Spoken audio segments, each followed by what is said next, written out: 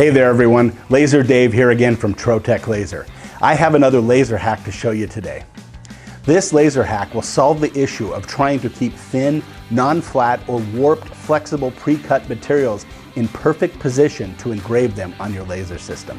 When you have that need to laser engrave or mark pre-cut thin materials like thin films, leather, paper, veneers, or fabrics, these materials can be difficult to hold in place. We will be engraving pre-cut leather patches in this example.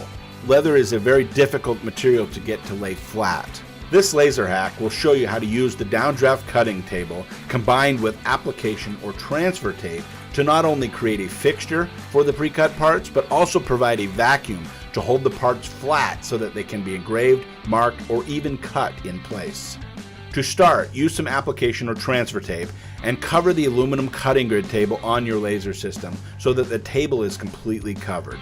Design your file and send the file to the laser with a red outline the size of the part. This process can be set up for a few parts or can be arrayed to fill an entire engraving field. Place the file into job control and skip the engraving color black in this case, and cut the red outline to cut the location template into the tape on your cutting table. Remove the tape to expose the openings. Place the leather or any similar thin flexible material into each opening.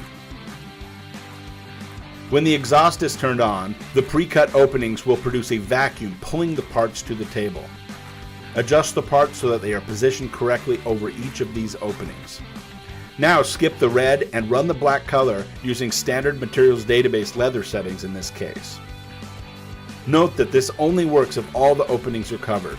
If the opening is not going to be used, then cover the opening with something like paper to create the vacuum.